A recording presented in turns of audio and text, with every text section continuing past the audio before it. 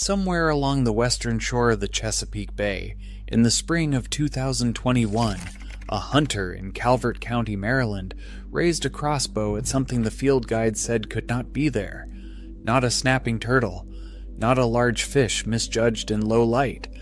Lying in the marsh grass, 400 miles north of where its range was supposed to end, was a full-grown American alligator, in a state with no alligators on any official map. He killed it because nothing in the regulations told him what else to do, and the record of that animal joined a file that grows a little longer and a little harder to explain every year. For this to mean anything, you have to understand that the alligator is supposed to have a hard ceiling, a line on the map you could almost draw with a ruler. For as long as anyone has kept records, the northern edge of the American alligator's range has stopped in coastal North Carolina.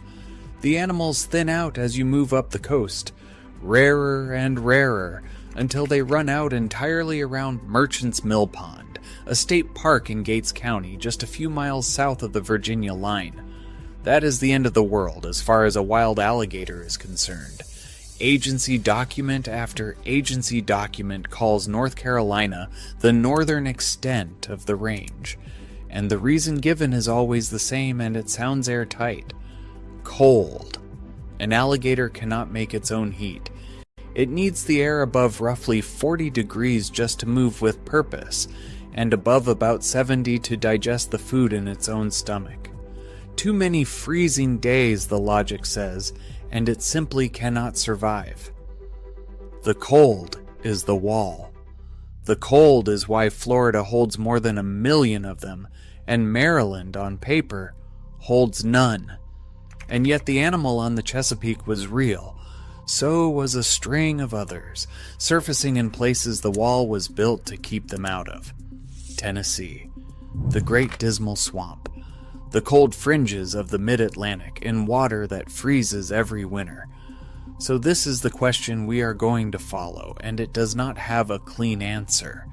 Are these animals lost, escaped, or is the wall itself starting to move? Because the people whose job it is to know do not agree, and the deeper you go, the stranger it gets. Start with what is solid, because everything that follows is going to test it.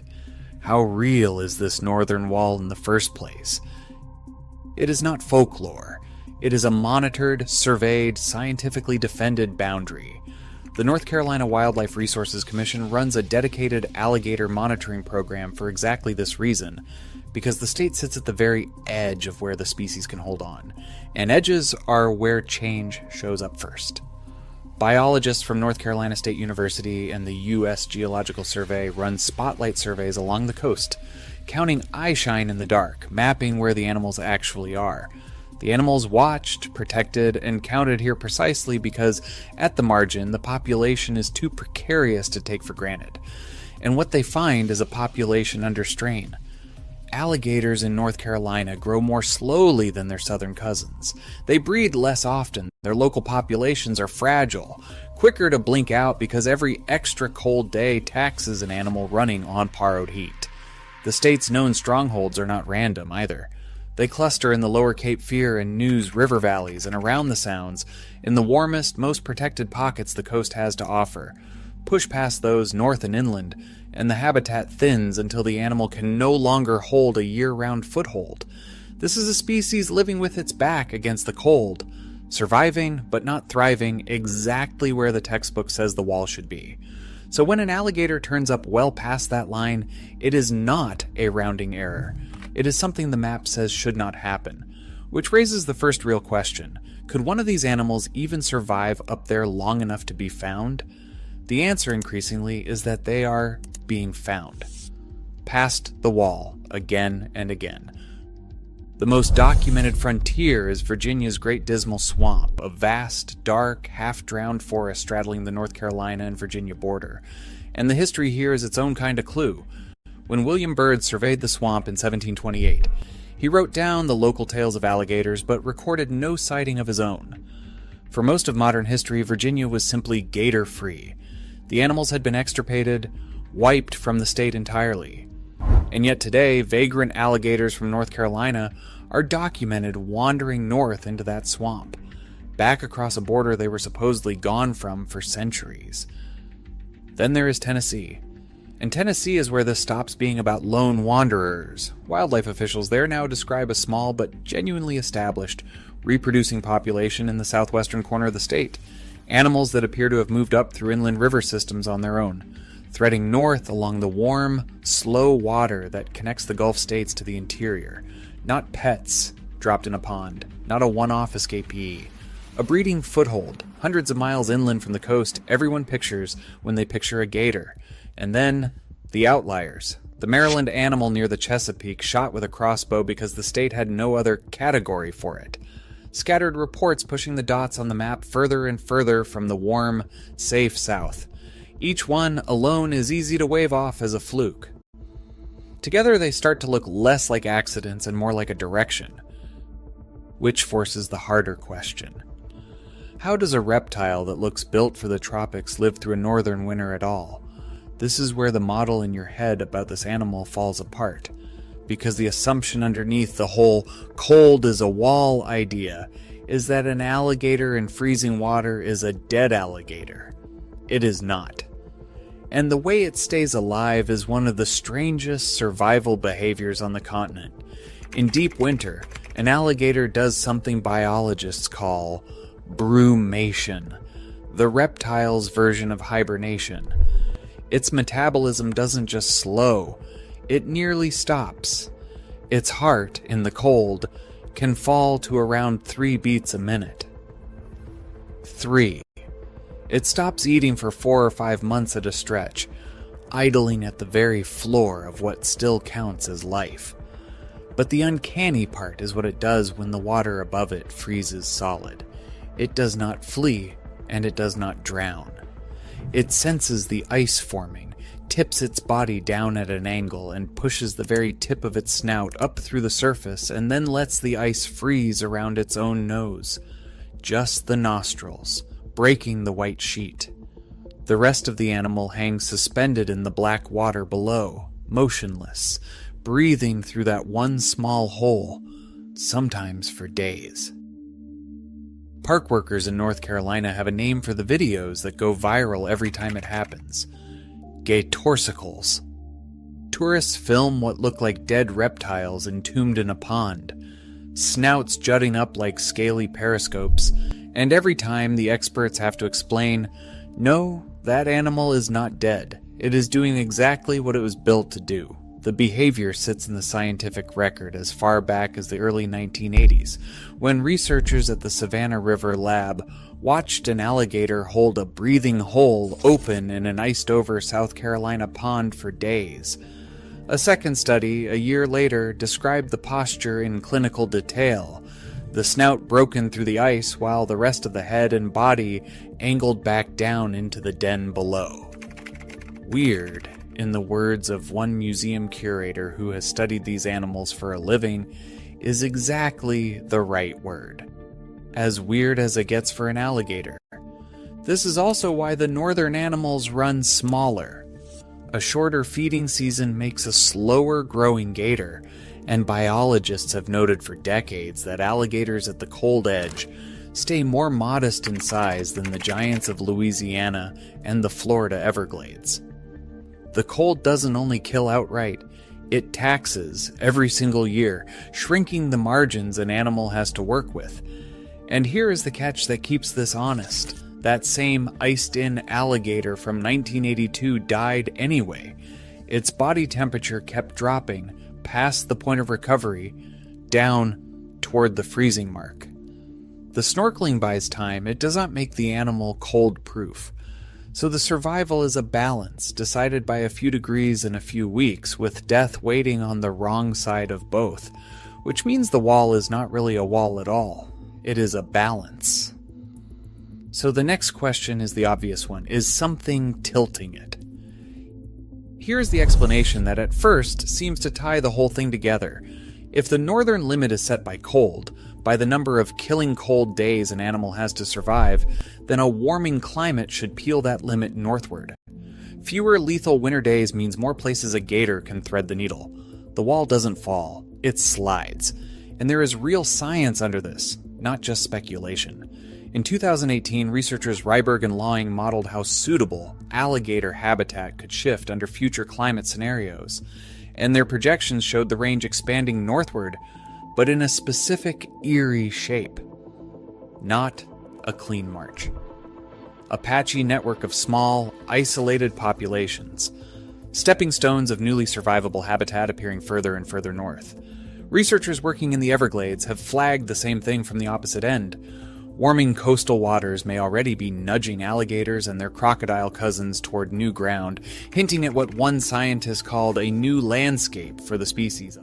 A patchy network of small northern populations.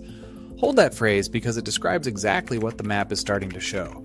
A foothold in Tennessee, wanderers in the dismal swamp, an animal dead on the Chesapeake. It fits almost too well, but even the climate story refuses to stay simple. The same warming that opens northern winters can close southern habitat from the other direction. Researchers have warned that drought and saltwater pushing inland with rising seas could degrade the warm coastal wetlands the animal came from, even as new ground opens up to the north. The picture that emerges isn't a clean migration toward a better world. It's a species being squeezed and nudged at both ends of its range at once, leaking northward into a scattered patchwork that may or may not hold. And that is precisely the problem. Because there is a second explanation that fits the very same dots, and it has nothing to do with climate at all. This is the reason the title of this video is honest. This is why nobody can actually say. For every wild alligator that genuinely walked north on its own, there is the shadow of another possibility no biologist can rule out. Somebody put it there. The exotic pet trade has been moving baby alligators around the country for generations. A hatchling is small, cheap, and astonishingly easy to buy. It is also a creature that grows into a 10-foot apex predator, and the predictable thing happens. The novelty wears off, the animal outgrows the bathtub, and it gets dumped. Into a pond, a canal, a lake at the edge of a town 1,000 miles from any wild gator. This is not a fringe theory. It is documented history. Records from North Carolina note escaped pets, including tropical caimans imported from South America, a different animal entirely, turning up and being logged in the same files as alligator sightings. An animal evicted from a golf course near Kings Mountain, deep in the Piedmont, far past any natural range, penetrating inland where no wild gator should be. These animals are real. They are physically present. And to a startled person standing over one in a drainage ditch, they are completely indistinguishable from a wild pioneer that swam its way north over years. That is the trap the whole mystery falls into. Every northern sighting splits into two stories the instant you try to explain it. Did this animal expand the range, a point for the climate-driven march? Or did it ride north in the back of a car and get released, a point for nothing but human carelessness? The dot on the map looks identical either way. You cannot tell a pioneer from a castaway by looking at it. So the data that should answer the question is muddied at the source. For every gator that proves the wall is moving, there may be one that proves only that someone owned a reptile they shouldn't have. Which leaves one last thread, and it deepens the unease instead of settling it. Where exactly do these northern animals keep turning up? Look at the locations and a pattern emerges that doesn't care which explanation you prefer. They surface in human water, the retention pond, the drainage canal threading through a subdivision, the slow river running past a town. Whether an animal swam there or was dumped there, it ends up in the same kind of place, the engineered, climate-buffered waterways we build everywhere we live, and those waters can be quietly more survivable than the wild marsh next door. Warmed by runoff, fed by discharge, deep enough not to freeze to the bottom. Without ever intending to, we may be building the exact stepping stones the climate model predicted. A patchy northern chain of survivable ponds, laid down one subdivision at a time. The animal does not need us to plan for it. It only needs us to leave the water warm. There is a darker version of this too. An alligator that finds easy food near people, a fed animal, a habituated animal loses the wariness that keeps it hidden, and a hidden gator that suddenly is not hidden is exactly the kind of animal that ends up in a report, on a map, in a file. So the very places most likely to keep a northern gator alive through winter are also the places most likely to put it in front of a human being. The surfacing and the surviving may be the same phenomenon, seen from two sides, which is why the experts hedge and why the hedge is not a dodge. A herpetologist will tell you honestly that some of these are surely escaped pets, and in the same breath that some of them surely are not, and that the climate is, in fact, warming in the direction that would let the wall move, and that telling those forces apart, animal by animal, pond by pond, is close to impossible with the tools they have. The disagreement isn't carelessness. It is the only honest position left when every clue points two ways at once. So step back from any single animal and look at the whole file at once. Reproducing population taking hold in southwestern Tennessee. Vagrants pushing north into a Virginia swamp. The species was wiped out of a century ago. An alligator dead on the shore of the Chesapeake Bay in Maryland, 400 miles past the line. Escaped pets surfacing in the Piedmont. Climate models projecting a patchy northern expansion that looks unnervingly like the map already forming. This is not one strange event, it is a scatter of them, across multiple states, across multiple years, all pointing the same way.